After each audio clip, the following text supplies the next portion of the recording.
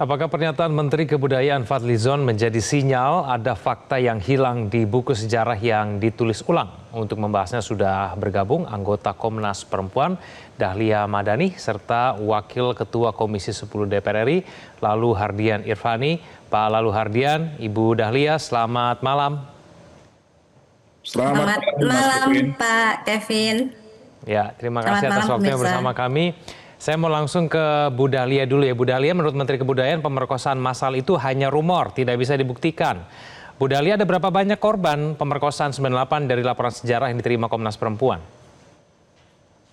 Ya, Komnas Perempuan mendasarkan dari informasi fakta yang dikeluarkan oleh tim gabungan pencari fakta, itu melaporkan jumlah total korban perkosaan dan pelecehan seksual pada 3 Juli 98 itu ada sekitar 168 orang, 152 di Jakarta sekitarnya dan 16 di Solo, Medan, Palembang, dan Surabaya. Namun data yang dilaporkan itu ada 52 kasus perkosaan dengan penganiayaan dan penyerangan seksual, yang dimana tim TGPF mendengarkan kesaksian dari korban, dari dokter yang merawat korban perkosaan, psikiater, psikolog, pendamping, dan juga konselor, dan juga keluarga korban yang melaporkan dan diwawancarai oleh tim TGPF. Dan itu tersebar bukan hanya di Jakarta, tetapi di beberapa tempat di wilayah Indonesia yang juga menjadi daerah investigasi tim TGPF. Bu Dahlia, apakah angka yang terlaporkan ini menggambarkan situasi asli, angka sebenarnya yang terjadi di lapangan menurut Anda?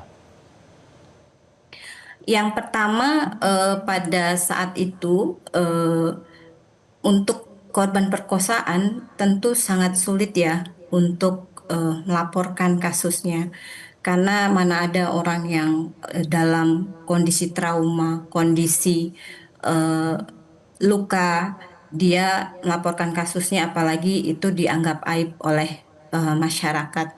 Dan adanya hotline itu juga menggambarkan negara waktu itu mau melakukan upaya-upaya tanggung jawabnya agar korban berani melapor. Jadi penderitaan fisik dan batin yang sangat berat bagi para korban dan saksi mata maupun keluarga, orang-orang yang ingin bicara itu juga menjadi kekhawatiran, apakah saya aman ketika mengungkapkan peristiwa saya di tengah luka, di tengah peristiwa trauma ini, apakah kondisi saya akan lebih baik. Dan kasus-kasus ini jaminan-jaminan perlindungan untuk langkah-langkah yang diberikan dari rasa trauma itu kan masih sulit bisa dipercaya oleh korban. Oleh karenanya, dan sampai saat ini ketakutan itu masih betul dirasakan oleh korban, dan ini dari data-data yang Komnas Perempuan miliki, karena bukan selain rasa takut pada luka yang dialami, trauma dan sakit fisik yang juga mendera korban, ancaman khawatir ini menjadi langkah-langkah yang justru akan membuat dampak lebih buruk pada korban, itu juga menjadi pertimbangan korban untuk diam.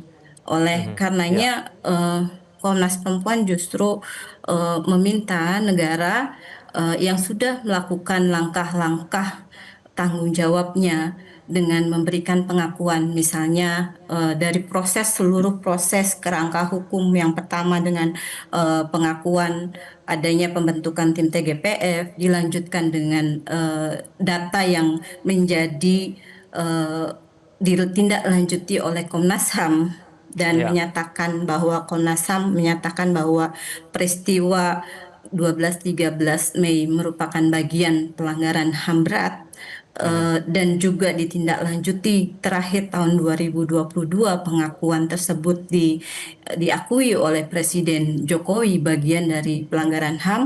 Oleh Ya, karenanya negara penting untuk mendengarkan pemenuhan hak-hak korban yang menjadi tanggung jawab negara, ya. bukan justru meminta dan menyaksikan suara-suara mereka dan fakta-fakta peristiwa yang sebenarnya sangat trauma bagi mereka dan keluarga ataupun saksi yang melihat sendiri. Ya, baik. Saya ke Pak Lalu Hardian. Pak Hardian, apa yang disampaikan Bu Dahlia ini diragukan oleh Pak Menteri karena menurut Pak Menteri Kebudayaan, Pak Fadlizon mengatakan bahwa untuk membuktikan terjadinya pemerkosaan massal itu maka perlu data yang komplit. Jadi tidak hanya angka, harus ada nama korban, ada peristiwanya kapan, tempatnya di mana, tanggal berapa, lalu kemudian nama pelakunya pun juga harus ada. Untuk kemudian membuktikan betul-betul pemerkosaan massal itu bukan rumor. Tanggapan Anda bagaimana?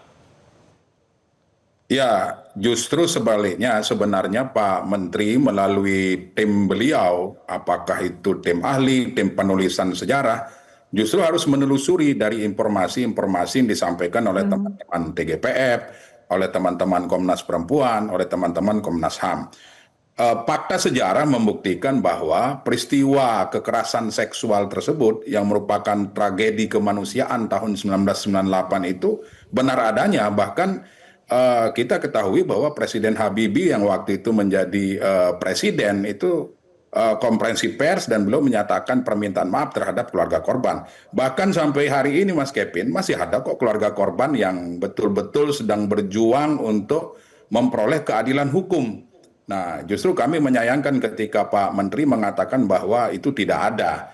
Ya, justru harusnya yang dilakukan oleh Menteri Kebudayaan adalah menelusuri korban-korban ini memiliki keluarga hari ini yang sedang menunggu pemerintah, itikat baik pemerintah untuk rasa keadilan mereka. Ketika seorang menteri menyampaikan hal tersebut di publik, ya justru menimbulkan kegaduhan di masyarakat. Pada prinsipnya kami di Komisi 10 menyetujui penulisan sejarah tersebut dengan catatan penulisan ulang sejarah itu harus dilaksanakan secara jujur, secara objektif, tidak menghilangkan fakta, ditulis secara inklusif, melibatkan banyak sejarawan, melibatkan banyak akademisi, banyak pemerhati, dan stakeholder serta pemangku sejarah. Nah, yang kami tekankan pada saat raker terakhir dengan Menteri adalah jangan sampai ada fakta sejarah yang sudah terbukti benar-benar ada, itu justru dihilangkan. Sehingga jangan sampai nanti anggapan masyarakat kita, penulisan sejarah ini dilakukan oleh penguasa untuk menghilangkan sejarah yang ada untuk kepentingan penguasa. Demikian Mas Kevin. Ya, Pak Ardian, tapi kan yang mengatakan bahwa pemerkosaan massal itu hanya rumor, ini bukan warga biasa Pak Ardian. Ini adalah seorang Menteri Kebudayaan. Kalau seorang Menteri sudah mengatakan itu, bukankah artinya nanti yang akan ditulis orang sejarahnya adalah pemerkosaan massal itu tidak terjadi, bukankah begitu? Ya, itu tidak segampang itu dalam penulisan sejarah. Nah, kami di Komisi 10 hari ini juga meminta untuk melakukan uji publik terhadap outline terhadap temuan-temuan yang kemarin dipaparkan di Komisi 10. Ada beberapa kesepakatan di dalam raker itu dan kami di Komisi 10 bersama dengan Menteri Kebudayaan sudah sama-sama menyetujui. Satu misalnya, dalam penulisan sejarah ini harus melibatkan para pemangku sejarah. Tidak hanya pilihan dari Pak Menteri sendiri atau tim-tim yang ada di proyek penulisan sejarah ini. Kami meminta seluruh pemangku sejarah yang ada di seluruh Indonesia, bahkan tidak hanya yang ada di Jakarta maupun di Pulau Jawa, itu dilibatkan. Kemudian dilakukan uji publik. Kemudian yang kedua, penulisan sejarah ini jangan dilakukan secara tergesa-gesa. Yang ketiga, sejarah ini juga jangan dilabel sejarah resmi. Kenapa? Karena sejarah ini kan bukan persoalan peristiwa masa lalu kemudian ditafsirkan dengan narasi-narasi, bukan sekedar itu, tetapi kami memandang bahwa sejarah ini adalah pondasi dan jati diri bangsa Indonesia yang betul-betul nanti ke depan menjadi pelajaran bagi kita. Tatkala misalnya ada sejarah kelam, itu ke depan supaya tidak terjadi lagi di Republik yang kita cintai ini. Demikian, Mas. Ya, Bu Dahlia, tapi sejarah kelamnya tampaknya mau disamarkan ataupun mau diperhalus atau bahkan mungkin diubah. Kalau misalnya nanti dalam penulisan sejarah ulang itu akhirnya pemerkosaan massal itu akhirnya tidak diakui, dampaknya seperti apa, Bu Dahlia? Yang pertama tentu Komnas Perempuan mencatatkan bahwa itu menjadi kekerasan berulang kepada korban karena salah satu hak korban adalah pengungkapan peristiwa tentang kebenaran apa yang terjadi, apa yang dialami oleh warga bangsa, terutama perempuan ya sebagai korban. Dan ini menjadi penting betul seperti yang disampaikan oleh Pak Lalu bahwa generasi mendatang itu perlu belajar bagaimana panjangnya korban melalui trauma, bagaimana korban harus bertahan atau berresiliensi dengan peristiwa ketika ada hal-hal yang memicu dia, membuat dia trigger. Sementara negara belum memperhatikan langkah-langkah pemulihannya pada situasi yang dia lebih baik. Mereka bertahan dengan cara mereka sendiri, bahkan ada yang ingin melupakan karena terlalu pahitnya dan terlalu dalam lukanya. Oleh karenanya kami sih menghimbau dan mendesak ya bahwa Indonesia di masa mendatang perlu secara tegas untuk mengatakan tidak pada budaya-budaya kekerasan.